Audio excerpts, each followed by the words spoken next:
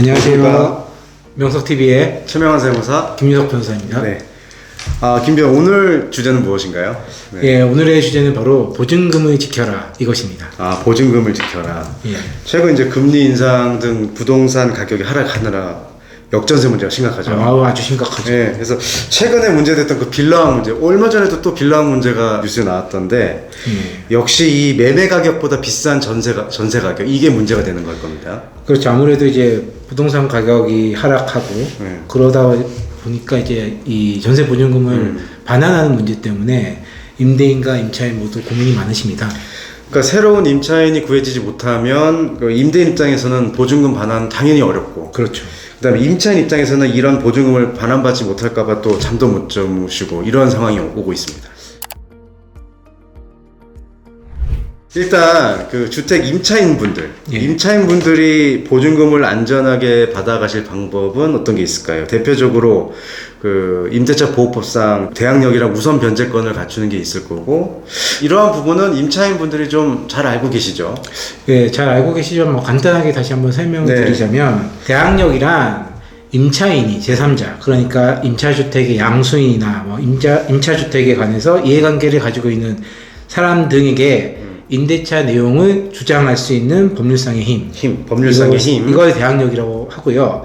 우선 변제권이라는 것은 임차주택이 경매 또는 공매되는 경우에 환가대금, 그러니까 경매되고 낙찰돼서 그 매각대금이 있을 거 아닙니까? 그 매각대금에서 후순위 권리자나 그 밖의 채권자보다 우선하여 보증금을 변제받을 수 있는 권리, 이것을 우선 변제권이라고 하는데, 뭐 이런 내용은 임차인분들께서 워낙 잘 알고 계시고 대부분 대항력과 우선 변제권을 다 갖추고 계십니다. 네, 한번 정리하자면 대항력이란 임차인이 임대차 내용을 주장할 수 있는 법률상의 힘이라고 좀 요약하면 될 것 같고, 네, 우선 변제권이란 당연히 그 낙찰대금이나 판 돈에서 임차인들이 우선해서 변제받을 수 있는 권리, 받고자 하는 그런 우선 변제받을 권리죠. 그거를 말을 하는 거죠. 네. 대항력과 우선 변제권을 갖추었더라도 아파트 가격이나 지금 전세 가격이 하락해서 전세 보증금을 전액 다 못 돌려받는 경우가 있습니다. 그러니까 이를 대비해서 전세 보증금 반환 보증 제도가 있어요. 설명드리자면 주택도시보증공사, 주택금융공사, 서울보증보험 이런 곳에서 이제 전세보증금 반환 보증을 가입하실 수가 있습니다. 근데 이거 미리 가입하셨다면 임대차 계약이 종료되고 임대인이 보증금을 반환하지 않더라도 약관에 따라서 주택도시보증공사 등이 그 보증금을 먼저 반환을 해드립니다.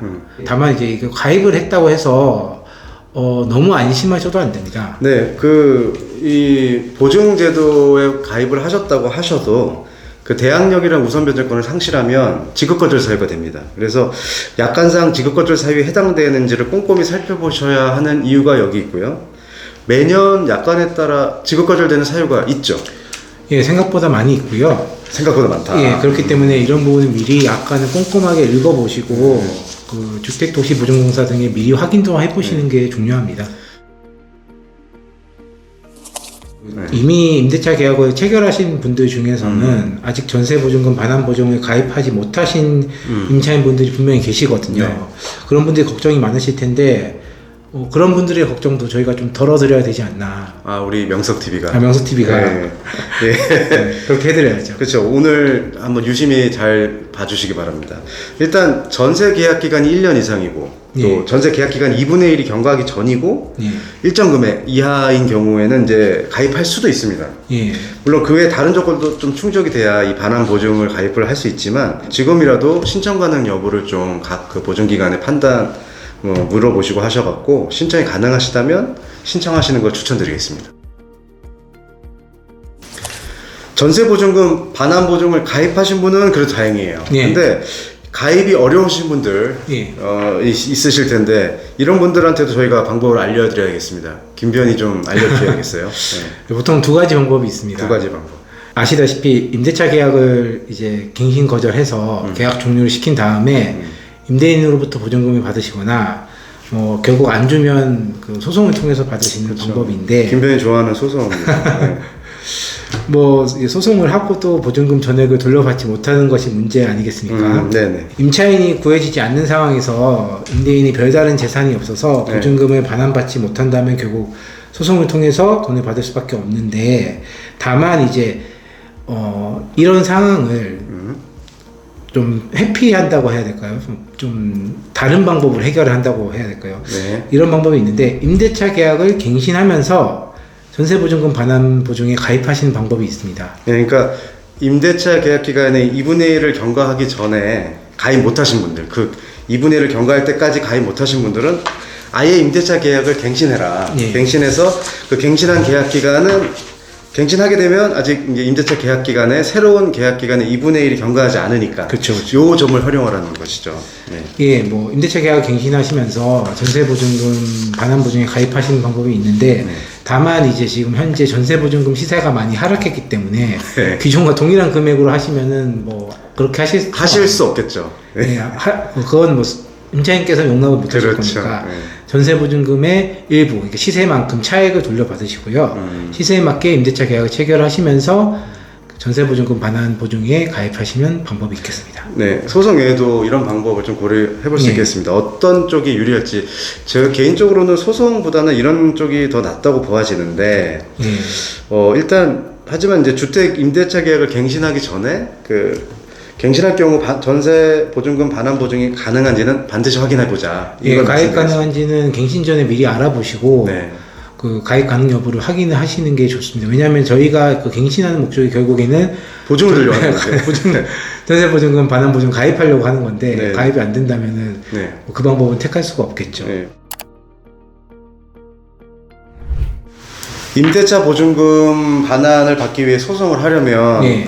먼저 임대차 계약을 종료시켜야 되잖아요. 그렇죠. 주택 임대차 보호법상 임대차 기간이 끝나기 2개월 전까지 갱신 거절 의사를 통지하여야겠죠. 네. 소송을 통해서 받으시든 임대인으로부터 직접 받으시든 그 갱신 거절 통지를 미리 하셔야 되는데, 아무래도 임대인이 미리 준비할 수 있게 여유 있게 갱신 거절 의사를 통지하시는 게 좋겠죠.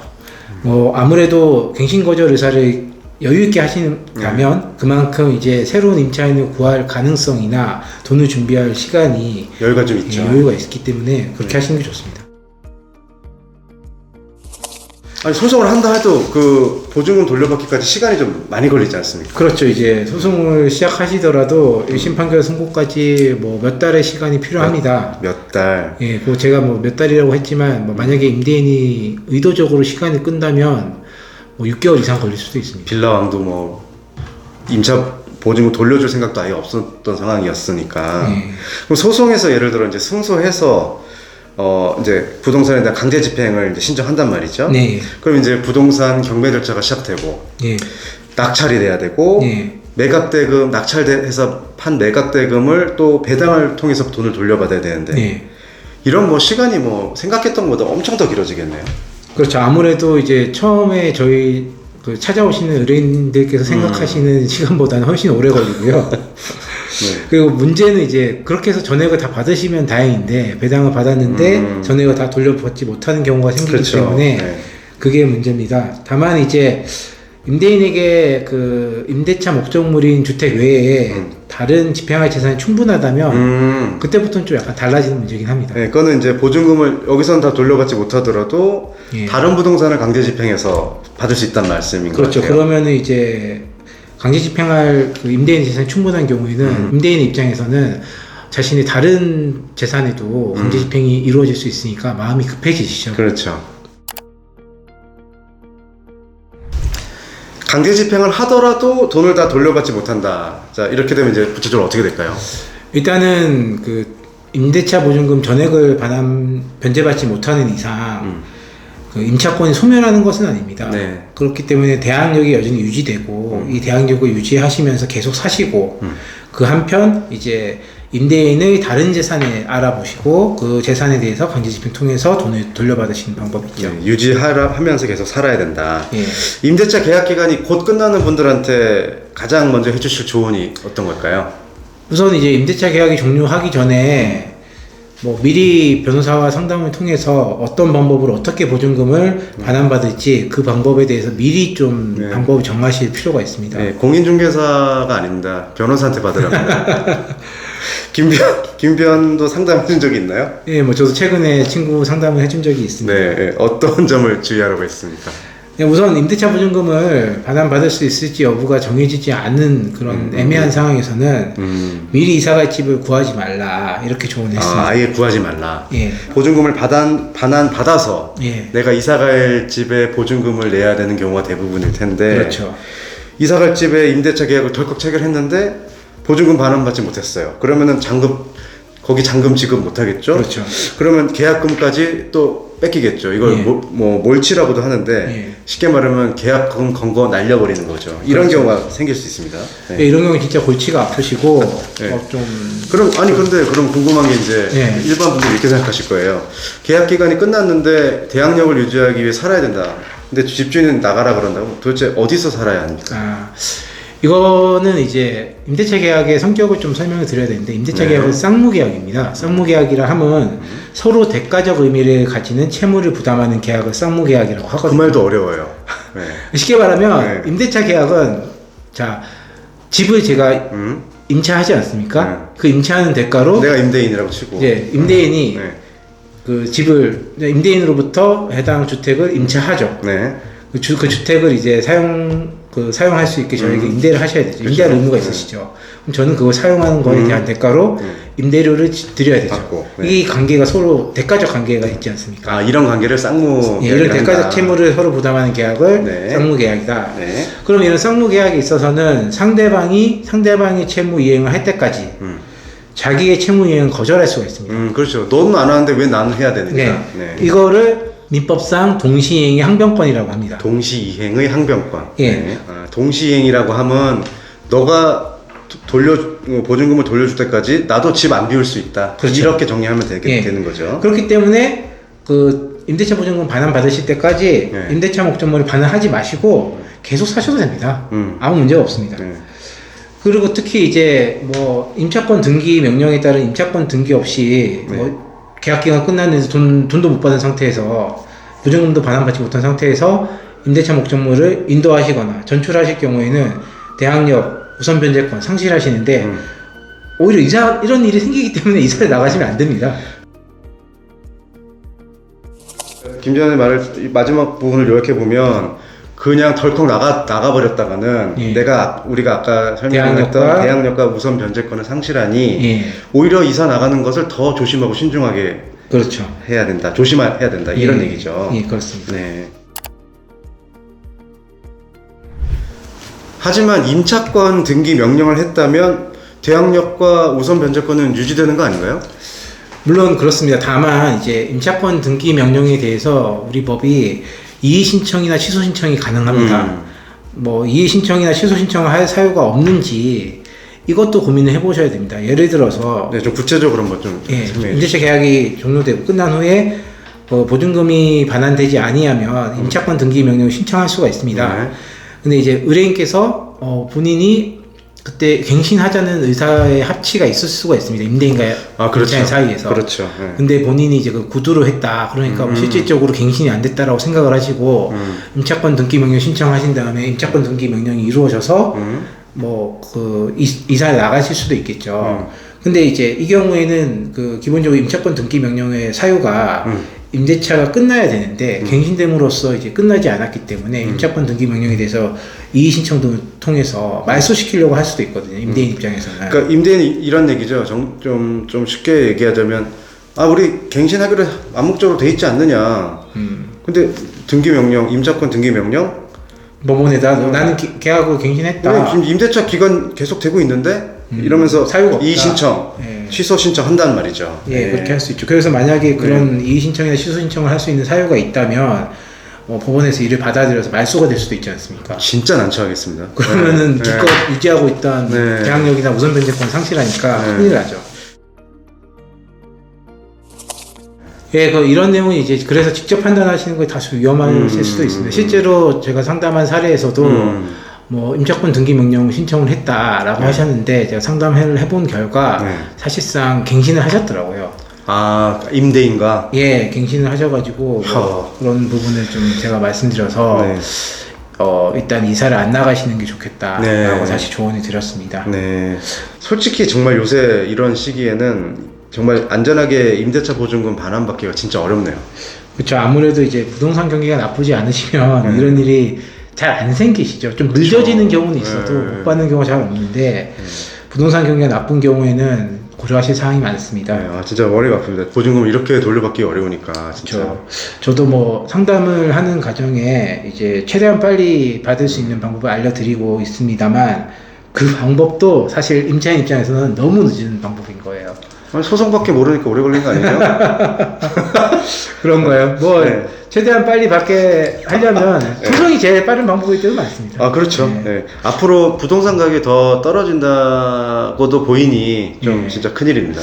뭐 좀 반등하면은 하면서 이 경기가 살아나면 좀 나아질 텐데 네. 현재로서는 그것도 불투명하기 때문에 네. 좀 더 고민이 되실 것 같습니다. 네. 네, 정리해 보겠습니다. 미리 전세보증금 반환 보증을 가입을 통해서 안전하게 돈을 돌려받는 게 제일 좋고요. 이것이 어려울 경우에는 임차권 등기 명령 예. 신청하고 소송 통해서 강제 집행으로 돈을 받아내야겠습니다. 예. 그리고 이제 전세보증금 반환 보증에 가입했다거나 예. 임차권 등기 명령이 되었다고 하셔도 너무 방심해서는 안 됩니다. 아까 김윤석 변호사가 얘기해 주셨던 것처럼 지급 거절 사유가 생길 수도 있고 여러 가지 변수가 있기 때문에 반드시 어떻게 해야겠죠? 뭐 이런 부분을 사전에 미리 좀 검토를 받으셔서 네. 계약이 뭐 제대로 그 갱신 거절이 됐는지 그리고 전세보증금 반환 보증에 따라서 이제 돈을 받을 수 있는지 뭐 없는지 이런 것들 좀 따져보셔야 되고 김변한테. 예 그렇죠 그렇죠 사실 이런 거 꼼꼼하게 검토해 주실 변호사님과 상담을 좀 받아보시는 것을 추천드립니다. 네, 부디 우리 구독자분들께서는 안전하게 전세보증금을 반환받으시기를 바라겠습니다. 일단 저희 다음 주제는 뭐 곧 다가옵니다. 이제 여러분들 다 관심이 많으시죠. 예, 그 개인 사업자분들 특히 개인 사업자분들이 관심 많으신데요. 네. 5월에 예정되어 있는 종합소득세 절세 방안. 예, 이거에 대해서 절세 방안 저희가 한번 준비해 보려고 합니다. 김변도 이제 종합소득세 내려면 골치 아프죠? 골치 아플 정도로 많이 내고 있지는 않은데 골치가 아예 안 아픈 건 아닙니다. 그렇게 준비해서 다음에 또 찾아뵙도록 하겠습니다. 네. 이상 명석TV의 네, 최명환 세무사. 김인석 변호사였습니다. 네, 감사합니다. 감사합니다.